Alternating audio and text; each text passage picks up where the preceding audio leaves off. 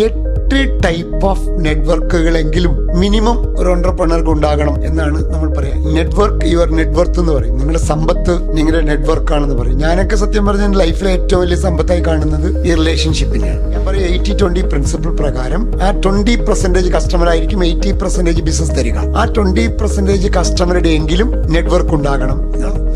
പൈസ ഉള്ളത് കൊണ്ട് ഫാമിലിക്ക് ബെനിഫിറ്റ് കിട്ടും. ഈ പൈസ കൂട്ടത്തിൽ ഫാമിലിയും വേണം എന്നാണ്. പൈസ ഉണ്ടാക്കുന്ന ഓട്ടത്തിൽ ഫാമിലി നഷ്ടപ്പെടുകയും പിന്നീട് പൈസ ചെലവാക്കാൻ ഒരു ഫാമിലി ഇല്ലാതിരിക്കുകയും ചെയ്യുന്ന ഒരു ട്രാജഡിയാണ്.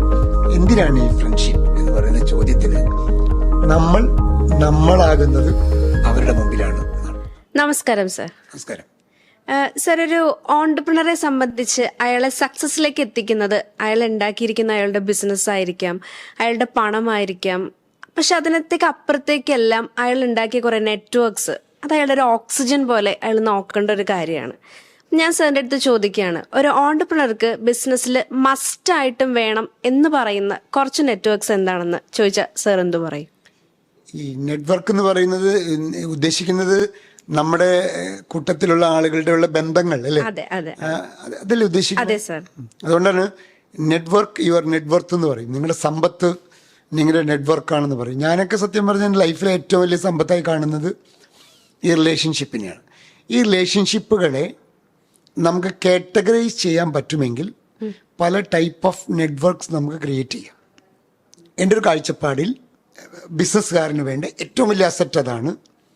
8 ടൈപ്പ് ഓഫ് നെറ്റ്വർക്കുകളെങ്കിലും മിനിമം ഒരു എന്റർപ്രണർക്ക് ഉണ്ടാകണം എന്നാണ് നമ്മൾ പറയുക. ഈ 8 കാറ്റഗറിയായ ആളുകളെയും ഇയാൾ റെഗുലറായി ആ ബന്ധം ഉണ്ടാക്കുകയും മെയിൻറ്റെയിൻ ചെയ്യുകയും വളർത്തുകയും ചെയ്യുകയാണെങ്കിൽ അത് അദ്ദേഹത്തിന് ബിസിനസ്സിൽ വലിയ ഗുണം ചെയ്യും എന്നാണ്. ആ 8 നെറ്റ്വർക്കുകൾ എന്താണെന്ന് നമുക്ക് ആദ്യം നോക്കാം. ഒരു എന്റർപ്രണറെ അപേക്ഷിച്ച് ഏറ്റവും പ്രധാനപ്പെട്ട നെറ്റ്വർക്ക് എന്തായിരിക്കും? ഒന്ന് അയാളുടെ കസ്റ്റമർ എന്ന് പറയുന്ന ഒരു നെറ്റ്വർക്ക്. അപ്പോൾ കസ്റ്റമർ എന്ന് പറയുന്ന ഒരു നെറ്റ്വർക്ക്, അത് നമ്മുടെ പ്രധാനപ്പെട്ട കസ്റ്റമർ, പ്രത്യേകിച്ച് ഒരുപാട് കസ്റ്റമർ ഉണ്ടെങ്കിൽ ഞാൻ പറയും 80-20 പ്രിൻസിപ്പിൾ പ്രകാരം ആ 20% കസ്റ്റമർ ആയിരിക്കും 80% ബിസിനസ് തരിക. ആ 20% കസ്റ്റമറുടെ എങ്കിലും നെറ്റ്വർക്ക് ഉണ്ടാകണം എന്നാണ്. പ്രധാനപ്പെട്ട കസ്റ്റമറുടെ ഒരു ലിസ്റ്റ് ഉണ്ടാക്കണം. അതാണ് ഒരു ഗ്രൂപ്പ് ഓഫ് നെറ്റ്വർക്ക് എന്ന് പറയുന്നത്. രണ്ടാമത്തത് പൊട്ടൻഷ്യൽ നെറ്റ്വർക്ക് എന്ന് പറയുന്ന രണ്ടാമത്തെ ഒരു കാറ്റഗറി. അതായത് ഇപ്പോൾ കസ്റ്റമർ അല്ല, പക്ഷേ ഭാവിയിൽ അദ്ദേഹം കസ്റ്റമർ ആവാൻ സാധ്യതയുണ്ട്. നമ്മളിപ്പോൾ എവിടെയെങ്കിലും പോകുന്ന സമയത്ത് പരിചയപ്പെടുന്ന ആളായിരിക്കാം. അപ്പോൾ അദ്ദേഹം ഇപ്പോൾ ഉദാഹരണം നമുക്ക് സ്പേസ് ഉണ്ട്. ഞാനിപ്പോൾ എവിടെയെങ്കിലും പോകുമ്പോൾ ഒരു 10 കോടിക്ക് മുകളിൽ ടേൺ ഓവറുള്ള ഒരാളെ പരിചയപ്പെട്ടാൽ അദ്ദേഹം നമ്മുടെ സ്പേസിൻ്റെ കൾച്ചറിന് യോജിക്കുന്ന ഒരാളാണെങ്കിൽ ഞാൻ പൊട്ടൻഷ്യൽ കസ്റ്റമർ എന്ന് പറയുന്ന ആ നെറ്റ്വർക്കിലേക്ക് കയറ്റിയിടും. അപ്പോൾ അതാണ് രണ്ടാമത്തെ നെറ്റ്വർക്ക് എന്ന് പറയുന്നത്. മൂന്നാമത്താണ് അദ്ദേഹത്തിൻ്റെ സപ്ലയർ എന്ന് പറയുന്നത്. സപ്ലയർ എന്ന് പറയുന്നത് അദ്ദേഹത്തിന് പല ടൈപ്പ് ഓഫ് നമുക്ക് നമ്മുടെ സപ്ലൈ ചെയിനിൽ നമുക്ക് സഹായിക്കുന്ന ആളുകളുണ്ടാകും. നമ്മൾ സാധനം വാങ്ങുന്ന ആൾ, നമുക്ക് സർവീസ് തരുന്ന ആൾ. അപ്പോൾ അങ്ങനെ സപ്ലയർ വെൻഡേഴ്സ് എന്ന് പറയുന്ന ഒരു ഗ്രൂപ്പ് ഓഫ് പീപ്പിൾ, അതാണ് മൂന്നാമത്തെ നമ്മുടെ നെറ്റ്വർക്ക് എന്ന് പറയാവുന്നത്. നാലാമത്തത് നമ്മളെപ്പോലെ തന്നെ ബിസിനസ് ചെയ്യുന്ന, അതായത് കോമ്പറ്റീറ്റർ ആവാം, ഇല്ലെങ്കിൽ അതേ ഇൻഡസ്ട്രിയിൽ ബിസിനസ് ചെയ്യുന്നതാവാം, ബിസിനസ് ചെയ്യുന്ന ആളുകളുമായിട്ടുള്ള എന്റർപ്രണറിയൽ നെറ്റ്വർക്ക് എന്ന് വേണമെങ്കിൽ പറയാം. ഈ കമ്മ്യൂണിറ്റികളിലൊക്കെ പോയാൽ ഇത് കിട്ടും. ഉദാഹരണം സ്പേസിൽ വരുന്ന എല്ലാവരും പല ടൈപ്പ് ഓഫ് എന്റർപ്രണേഴ്സ് ആണ്. അപ്പോൾ അങ്ങനെയുള്ളവരുടെ ഒരു കൂട്ടായ്മയാണ് അത്. ആ കൂട്ടായ്മ ഭയങ്കര ഗുണം ചെയ്യും. അങ്ങോട്ടും ഇങ്ങോട്ടും ഹെൽപ്പ് ചെയ്യാനും പല ബെസ്റ്റ് പ്രാക്ടീസസ് ഷെയർ ചെയ്യാനൊക്കെ നമ്മുടെ സ്പേസിലൊക്കെ നടക്കുന്ന പോലെ തന്നെ. അതാണ് നാലാമത്തെ ടൈപ്പ് ഓഫ് നെറ്റ്വർക്ക് എന്ന് പറയുന്നത്. അഞ്ചാമത്തെ നെറ്റ്വർക്ക് എന്ന് ഞാൻ പറയുന്നത് ഗവൺമെൻറ് ഒഫീഷ്യൽസ് എന്ന് പറയുന്ന ആളുകൾ. കാരണം നമുക്ക് എപ്പോഴാണ് ഇവരെ കൊണ്ട് ഒരു ആവശ്യം വരിക എന്നറിയാൻ പാടില്ല. അപ്പോൾ അവരുമായി ഒരു ആവശ്യം വരുമ്പോൾ മാത്രം ബന്ധപ്പെടുകയല്ല വേണ്ടത്, ആ ബന്ധം ശാശ്വതമായി നിലനിർത്തി കൊണ്ടുപോയിരിക്കുക എന്നതാണ്. ഇതാണ് അഞ്ചാമത്തെ ടൈപ്പ് ഓഫ് നെറ്റ്വർക്ക് എന്ന് പറയുന്നത്. ആറാമത്തതാണ് ഇൻവെസ്റ്റേഴ്സ് എന്ന് പറയുന്നത്. ഇൻവെസ്റ്റേഴ്സിൽ ബാങ്കിങ്ങും പെടാൻ കേട്ടോ. ഇപ്പം നമ്മൾ ലോൺ എടുക്കുന്നവരാണെങ്കിൽ ബാങ്കായിട്ടുള്ള ബന്ധം. ഇനി ഇൻവെസ്റ്റേഴ്സ് നമ്മുടെ സ്ഥാപനത്തിൽ ഇൻവെസ്റ്റ് ചെയ്യാൻ സാധ്യതയുള്ളവർ, ഇൻവെസ്റ്റ് ചെയ്തവർ, അങ്ങനെ ഒരു ഇൻവെസ്റ്റേഴ്സ് എന്ന് പറയുന്ന ഒരു കാറ്റഗറിയാണ് ആറാമത്തത്. ഏഴാമത്തത് ഒരു ലേണിംഗ് ഗ്രൂപ്പ്, അതായത് നമ്മൾ പഠിച്ച കാര്യങ്ങളൊക്കെ അങ്ങോട്ടും ഇങ്ങോട്ടും ഷെയർ ചെയ്യാൻ, പഠിക്കാൻ താല്പര്യമുള്ള ആളുകൾ. അങ്ങനെയുള്ള ഞാൻ എപ്പോഴും അങ്ങനത്തെ ഒരു ഗ്രൂപ്പിനെ കയ്യിൽ വെച്ചേക്കും. കാരണം നമ്മൾ വായിക്കാത്ത പുസ്തകങ്ങൾ, നമ്മൾ കാണാത്ത ചില ഇൻഫർമേഷനൊക്കെ ഇവർക്ക് നമുക്ക് തരും. അപ്പോൾ അങ്ങനെ ഒരു ലേണിംഗ് ഗ്രൂപ്പ് എന്ന് പറയുന്ന 7ാമത്തെ ഒന്ന്. 8ാമത്തത് ഫാമിലി ആൻഡ് ഫ്രണ്ട്സ് എന്ന് പറയുന്ന 8ാമത്തെ ഒരു ഗ്രൂപ്പ്. അത് നമ്മുടെ ഫാമിലി. ഈ 8 ഗ്രൂപ്പുകൾ. അപ്പോൾ നിങ്ങൾ സ്വാഭാവികമായി ചോദിച്ചേക്കാം, എംപ്ലോയി എന്ന് പറഞ്ഞൊരു നെറ്റ്വർക്ക് വേണ്ടേ എന്നൊരു ചോദ്യം. ഞാനതിനെ നെറ്റ്വർക്കായിട്ട് കാണുന്നില്ല. അത് നിരന്തരം ബന്ധപ്പെടുന്നതായതുകൊണ്ട് അത് നിങ്ങളുടെ ഭാഗമായി മാറ്റുന്നു. അല്ല, നിരന്തരം നിങ്ങൾ ബന്ധപ്പെടുന്ന അല്ല, നിങ്ങൾ ബിസിനസ്സിന് പുറത്താണ്. നിരന്തരം ബന്ധപ്പെടുന്ന അല്ലെങ്കിൽ എംപ്ലോയീസിൻ്റെ ഒരു നെറ്റ്വർക്ക് കൂടി ക്രിയേറ്റ് ചെയ്യാവുന്നതാണ്. ഇങ്ങനെ 8ഓ 9ഓ ടൈപ്പ് ഓഫ് നെറ്റ്വർക്കുകൾ. നെറ്റ്വർക്ക് എന്ന് പറഞ്ഞാൽ എന്താ ചെയ്യുന്നത് വെച്ചാൽ അടിസ്ഥാനപരമായി ഞാനൊക്കെ ചെയ്യുന്നത് ആദ്യം ഇവരുടെ ഒരു ലിസ്റ്റ് ഉണ്ടാക്കും. ഈ ലിസ്റ്റ് ഉണ്ടാക്കിയിട്ട് ഈ ലിസ്റ്റുമായി നിരന്തരം ബന്ധം നിലനിർത്തണം എന്ന് തീരുമാനിക്കും. അതിനു വേണ്ടിയുള്ള ചില സ്ട്രാറ്റജികൾ ഉണ്ടാക്കും. ആ സ്ട്രാറ്റജികൾ എന്താണെന്ന് നമുക്ക് ചർച്ച ചെയ്യാം. ഇതിലുണ്ടാകുന്ന ഇപ്പൊ സാർ ആദ്യം പറഞ്ഞില്ലേ കസ്റ്റമേഴ്സ്, പൊട്ടൻഷ്യൽ കസ്റ്റമേഴ്സ് എന്ന് പറയുന്നത് ശരിക്കും നമ്മൾക്ക് പഠിക്കേണ്ട ഒരു കാര്യമാണ്. ഇപ്പൊ ഒരാളിപ്പോ നമ്മുടെ കസ്റ്റമർ ആയില്ലെങ്കിൽ നമ്മുടെ ഭാവിയിൽ നമ്മുടെ ഒരു കസ്റ്റമർ എന്തായാലും അയാൾ ആയിരിക്കും. അപ്പൊ അയാൾ അങ്ങനെ ഒരു കാറ്റഗറി തന്നെ ഇൻക്ലൂഡ് ചെയ്ത് നമ്മൾ ഇടേണ്ടത് വളരെ അത്യാവശ്യമായിട്ടുള്ള കാര്യമാണ്.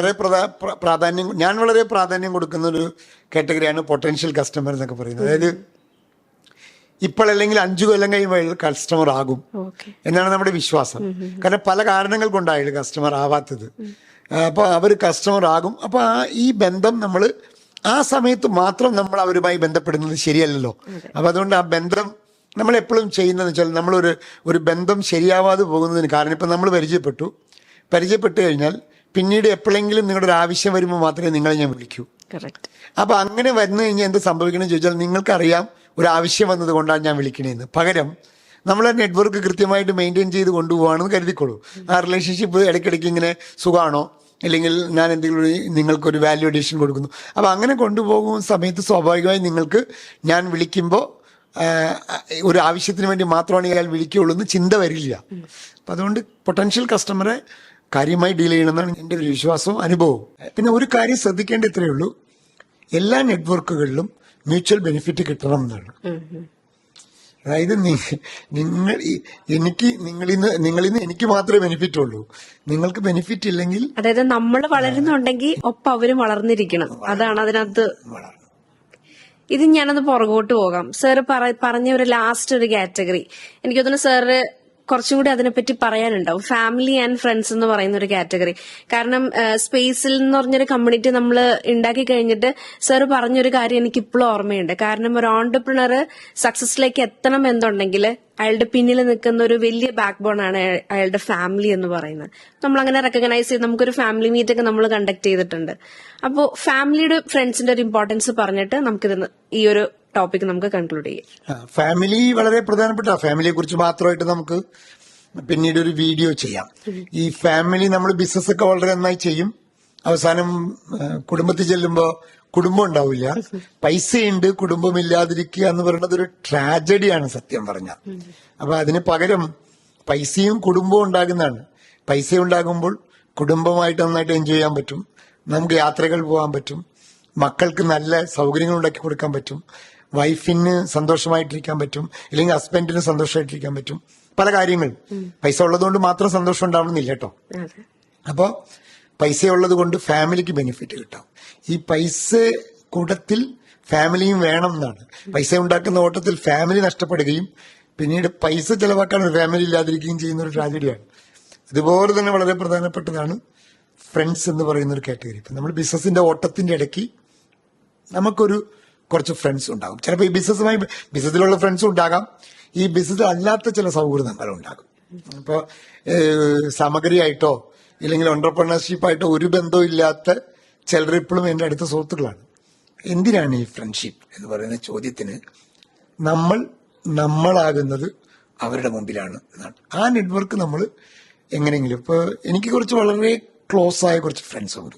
വളരെ ക്ലോസ് എന്ന് പറഞ്ഞാൽ വളരെ ക്ലോസ് ആയിട്ട് ഒരു യഥാർത്ഥ മധു എന്ന് പറയുന്നത് അവരുടെ മുമ്പിലാണ്. അപ്പൊ നിങ്ങൾ വിചാരിക്കും ബാക്കിയുള്ള സ്ഥലത്തെ ഒളിച്ചു കളിയാണെന്നല്ല. മനുഷ്യന്മാരെപ്പോഴും അവരുടെ ഫ്രണ്ട്സിന്റെ മുമ്പിൽ വളരെ ഒരു കുട്ടികളെ പോലെ വളരെ. ഞാനിപ്പോ എനിക്ക് നിങ്ങളോട് സംസാരിക്കുമ്പോൾ നമ്മൾ സംസാരിക്കുമ്പോൾ ഒരു മധുഭാസ്കരൻ എന്ന് പറഞ്ഞ് 53 വയസ്സായ ഒരാള് അതിന്റെ പക്വത എല്ലാം കാണിക്കണല്ലോ. പക്ഷെ ആ സൗഹൃദത്തിൽ ആ മെച്യൂരിറ്റി ഉണ്ടാവണമെന്നില്ല. നമ്മൾ ഒരേ കുറ്റിയെ പോലെ ആയിരിക്കും ചിലപ്പോൾ. അപ്പൊ ആ ബന്ധങ്ങൾ എപ്പോഴും അപ്പൊ ആ ഫ്രണ്ട്ഷിപ്പ് കൊണ്ടു നടക്കുന്നത് വളരെ ബ്യൂട്ടിഫുൾ. അത് കളയാൻ പാടില്ല വിശ്വസിക്കുന്ന ഒരാളാണ് ഞാൻ. അതായത് നമ്മൾ പ്രൊഫഷണൽ ആയിട്ടുള്ള ഒരു സ്ഥലത്ത് നിൽക്കുമ്പോൾ നമുക്ക് നമ്മുടേതായിട്ടുള്ള മാനറിസംസ് മസ്റ്റായിട്ട് വേണ്ട കുറെ കാര്യങ്ങളുണ്ടാവും. അത് നമ്മൾ കീപ്പ് ചെയ്യണം. പക്ഷെ അല്ലാതെ നമ്മുടെ സർക്കിൾ ഓഫ് ഫ്രണ്ട്സ് ആയിരിക്കും ചിലപ്പോൾ ഒരു ഓണ്ടർപ്രണർ എന്ന് പറയുന്ന ഒരു ലെവലിൽ നിന്ന് മാറി നമ്മൾ ആ ഒരു ഭയങ്കര ഫ്രീ ആയിട്ട് ഇടപെടുന്ന അവരുടെ അടുത്തായിരിക്കും. ഇല്ല, നമ്മുടെ കൂടെ ഓണ്ടർപ്രണർഷിപ്പ് ചെയ്യുന്ന ആളുകളും അങ്ങനെ ഉണ്ടാവാൻ കേട്ടോ. ഇപ്പൊ ചിലരൊക്കെ നമ്മൾ ഈ സ്കൂളിൽ പഠിച്ച, ഇപ്പൊ എനിക്ക് കുറച്ച് പഴയ ഫ്രണ്ട്സ് ഉണ്ട്, ഭയങ്കര ക്ലോസ് ആണ് ഞങ്ങൾ. അപ്പൊ അങ്ങനെ ആ ബന്ധങ്ങൾ മെയിൻറ്റെയിൻ ചെയ്ത് കൊണ്ടുപോകണം. കാരണം നമുക്ക് ഭയങ്കര റിലാക്സിങ് ആണ്. ഇന്ന് വരെ ക്രിയേറ്റ് ചെയ്തിട്ടുള്ള ഒരു നെറ്റ്വർക്കിൽ നിന്ന് സാറിന് ഏറ്റവും ഭയങ്കര വാല്യുബിൾ ആയിട്ടും ഒരിക്കലും മറക്കാൻ പറ്റാത്തതുമായിട്ട് ഒരു മൊമെന്റ് അങ്ങനെ എന്തെങ്കിലും മൈൻഡിലുണ്ടെങ്കിൽ അതും കൂടി ഒന്ന് ഷെയർ ചെയ്തിട്ട് നമുക്ക് വൈൻഡ് അപ്പ് ചെയ്യാം. ഒരു ബന്ധം എന്ന് പറയാൻ പാടില്ല എന്ന് വിശ്വസിക്കുന്ന ഒരാളാണ്. അങ്ങനെ എനിക്ക് കഥ പറയാമെങ്കിൽ ഒരുപാട് ബന്ധങ്ങൾ എന്റെ ലൈഫിൽ എനിക്ക് പറയാൻ പറ്റും. അതായത് ഒരു സാധാരണ ബന്ധങ്ങൾ തൊട്ട്, അത് ഞാൻ കോളേജിൽ പഠിക്കുന്ന സമയത്ത് ഈ ബന്ധങ്ങളുടെ കാര്യത്തിൽ ഞാൻ ഭയങ്കര കൺസേൺ ആണ്. അത് ഞാൻ നന്നായി സൂക്ഷിക്കുന്ന ഒരാളാണ്. അതുകൊണ്ട് ഓരോ ബന്ധങ്ങൾ, അപ്പൊ ഇത് പറയുമ്പോൾ എന്ന് വെച്ചാൽ ചില ബന്ധങ്ങൾ നമുക്ക് പ്രോബ്ലം ഉണ്ടാക്കിയിട്ടുണ്ടാവും കേട്ടോ. പക്ഷെ എനിക്ക് നിങ്ങളിപ്പോ ഇങ്ങനെ ഈ ചോദ്യം ചോദിച്ചാൽ അങ്ങനത്തെ ബന്ധങ്ങൾ എനിക്ക് ഓർമ്മയില്ല. വളരെ ചുരുക്കമുള്ളൂ എന്നാണ് എന്റെ വിശ്വാസം. പക്ഷെ മെജോറിറ്റി ബന്ധങ്ങൾ എന്നെ വളർത്തിയിട്ടേ ഉള്ളൂ. എന്നെ പല രീതിക്ക് വളർത്തിയ ബന്ധങ്ങളുണ്ട്. അതായത് ഒരു 10 കൊല്ലം മുമ്പ് നമുക്കൊന്നും ചിന്തിക്കാൻ പറ്റാത്ത ചില ബന്ധങ്ങൾ ഇന്നുണ്ട് എന്നതാണ്. അത് അതിന്റെ കണക്കിൽ അതിന്റെ തുടക്കം ഇട്ടു, അതിനെ മെയിൻറ്റെയിൻ ചെയ്തുകൊണ്ട് ഒരു വാല്യുവേഷൻ കൊടുത്തു. അപ്പൊ അങ്ങനെ ഉണ്ടായതാണ്. അപ്പൊ അങ്ങനെ ഒരുപാട് ബന്ധങ്ങളുണ്ട് എന്റെ ലൈഫിൽ. ഞാൻ സാമ്പത്തികമായിട്ടും തൊഴിൽപരമായിട്ടും ബിസിനസ് പരമായിട്ടും ഉയർന്നു പോയതിന് മുഴുവൻ ഉത്തരവാദിത്വവും എന്റെ ബന്ധങ്ങൾക്ക് കൊടുക്കും. അതുകൊണ്ട് ഞാൻ എപ്പോഴും പറയും, ഫോണിൽ ഫോൺ നമ്പർ കൂടുമ്പോൾ ഞാൻ വളരുന്നു എന്ന് എന്റെ വീട്ടിൽ പറയും. ഭയങ്കര ബ്യൂട്ടിഫുൾ ആയിട്ടുള്ള ഒരു കോൺവെർസേഷൻ ആയിരുന്നു ഇത്. അപ്പോൾ ഇത് കണ്ടുകൊണ്ടിരിക്കുന്ന ഓണ്ടർപ്രണേഴ്സും അവരുടെ ലൈഫിലും ഇതുപോലെ നല്ല നല്ല ബ്യൂട്ടിഫുൾ ആയിട്ടുള്ള നെറ്റ്വർക്ക്സ് ക്രിയേറ്റ് ചെയ്യാനായിട്ട് അവരെ കൊണ്ട് പറ്റട്ടെ. അവരുടെ ബിസിനസ്സും വളരട്ടെ, ഒപ്പം ആ നെറ്റ്വർക്കും അതുപോലെ തന്നെ വളരട്ടെ എന്ന് ആത്മാർത്ഥമായിട്ട് പ്രാർത്ഥിക്കുകയാണ്. അപ്പോൾ ഈ ഒരു ടോപ്പിക് ഡിസ്കസ് ചെയ്തതിന് sir thank you so much for the time. Thank you.